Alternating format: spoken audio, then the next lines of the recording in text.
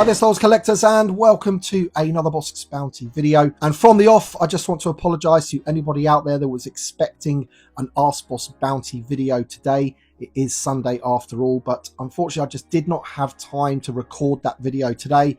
I've actually been away with my son this weekend and we got home pretty late today, later than I was actually expecting, but I do have time to put this video together for you, and this video is going to be a pickups video, and I've got some pretty cool stuff to show you in this video, including what some people would describe as maybe one of the grails of TVC. So that's going to be coming up later on in the video, but I've got, I don't know, maybe 7 or 8 things to show you in this video. And this all came about because a friend of mine in the US unfortunately decided to sell their entire TVC collection. Now, I'm not going to embarrass that person by naming them on the channel, but before he was going to put them on general sale, he did offer, you know, for me to take a look through the list of what he had and just to see if there's anything that I wanted. And of course there was.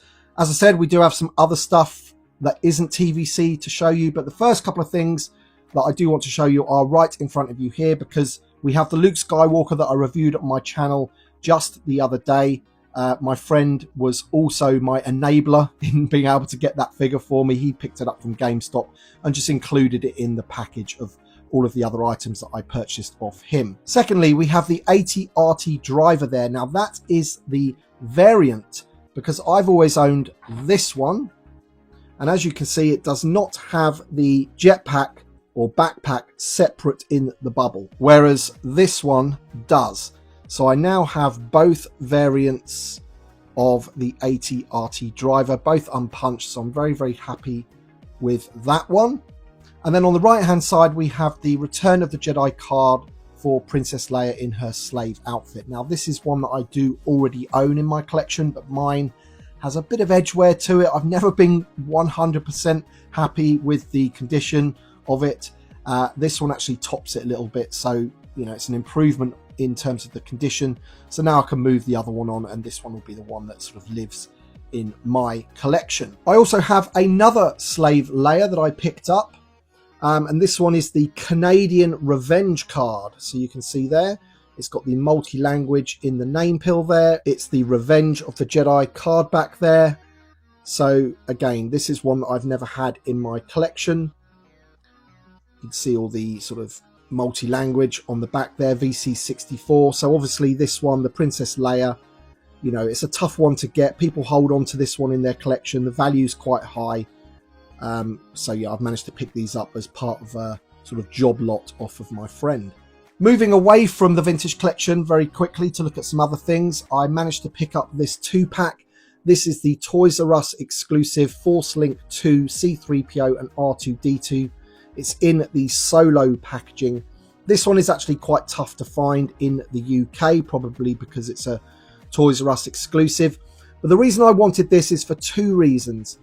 First of all, we've got C-3PO that, in my opinion, is the best 3.75 inch C-3PO that we can get in terms of like accuracy and scale. Obviously, it doesn't have the full range of articulation. We're going to have to wait to see if Hasbro give us a new C-3PO for the vintage collection. But in terms of a Tatooine look, so this is going to be featured in another one of my Return to Tatooine videos. This C-3PO is super accurate. It's got all of these sort of oil leakages and things like that on his plating, which is pretty cool. And then the second reason is this R2-D2 here is exactly the same as the R2-D2 that you can get in the vintage collection, except for the fact that it's not clean, but it's also not quite as dirty as the R2-D2 that we got originally on that card back. This is definitely more of like a Tatooine version. It's kind of got like sandy grime on him. Whereas maybe the other one was when he got blown up in the, you know, Battle of Yavin, perhaps. And then, of course, they gave us him as a clean version. So very cool 2-pack to have. As I said, I would rather TVC give us a fully articulated C-3PO. But in the meantime, this one is going to be going into my Tatooine display. Now, before we move on to the final 2 vintage collection items that I managed to pick up from my buddy, he also ordered me a bunch of stuff from AliExpress, because the seller of these on AliExpress does not deliver to the UK. So I had to get my buddy to get me these, and these are actually bootleg clones. You may have seen them on some other channels, but I definitely wanted to get these to do a comparison and do a review. I haven't bought any of the ones which Hasbro makes, so any just standard like 501st or 212s, things like that. I haven't bought those because essentially, you know, I like the real thing. These are bootlegs, and it will be a good thing to do a comparison in terms of, like, you know, how good the plastic is. And I can already feel they are a little bit different. And you'll see underneath the helmets, they've got an unpainted head there, which is pretty funny. But I did get a whole bunch of these. I think I might have maybe 20 clones, I think. But I want to feature them in a separate video all about bootlegs and comparing them and what have you. But of course, you know, this guy's from the 501st, and this one is from the Commander Wolf. Is it Wolf Pack? So, you know, this is going to be a pretty cool video to do, comparing them. And they will go into my collection because they are very good. That is a bit of a sneak peek in terms of what I think about these. As I said, the plastic's a bit funny. It's definitely different there. But in terms of the paint applications, I think these look pretty decent. And, you know, if Hasbro aren't going to make them, then I don't really see what's wrong with picking these up. But as I said, full comparison video of these bootlegs from AliExpress will be coming up on the channel very soon. All right, back to the vintage collection. So we've got two more to take a look at, and the first one is the Boba Fett on the Droids card back. Now, looking at this, you probably think, okay, what's so special about that? You know, we've seen these before, but this one actually does not have the Wookiee braids on the figure. So this is actually quite a rare error, if you like. They go for quite a lot on the secondary market. And I'm into sort of like errors and miscards and all that kind of stuff. And this one's in really good condition, so I'm going to probably get this one graded. But there he is. That is the, you know, Boba Fett from the Droids cartoon, but without the Wookiee braids.